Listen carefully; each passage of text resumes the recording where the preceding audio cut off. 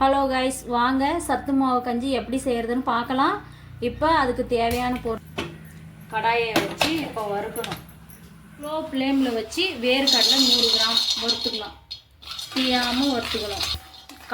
வேர்க்கடலை வந்து தீயாமல் இந்த திட்டத்துக்கு வந்து வறுத்துக்கணும். 100 கிராம் தீயாமல் இதையும் வறுத்துக்கணும்.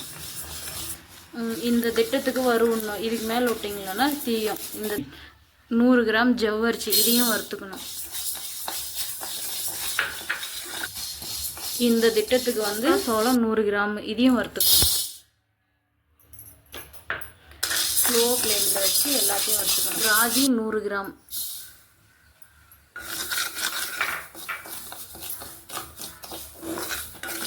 கேழ்வரகு இந்த திட்டத்துக்கு வந்ததும் எடுத்துக்கலாம். அரிசி 100 கிராம் இதையும் வறுத்துக்கலாம். அரிசி சிகப்பரிசி இந்த திட்டத்துக்கு வந்து வறுத்துக்கணும். 100 கிராம் இதையும் வறுத்துக்கணும். கோதுமை வந்து இந்த திட்டத்துக்கு வறுத்துக்கணும். 100 கிராம் இதையும் வறுத்துக்கணும். இந்த திட்டத்துக்கு வந்ததும் எடுத்துக்கலாம். 100 கிராம் இதையும் வறுத்துக்கணும்.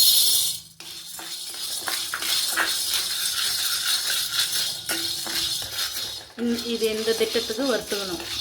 சிகப்பு மூக்கல்லை 100 கிராம் இதையும் வறுத்துக்கணும்.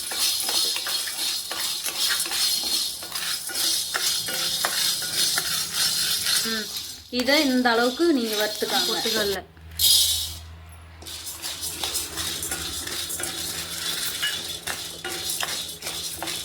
இது இந்த திட்டத்துக்கு வரும்ன்றதும் எடுத்துக்கணும். இது சீக்கிரம் வரும். இதையும் வறுத்துக்கணும்.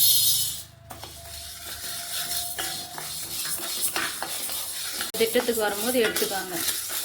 பாதாம் 100 கிராம் இதையும் வறுத்துக்கணும்.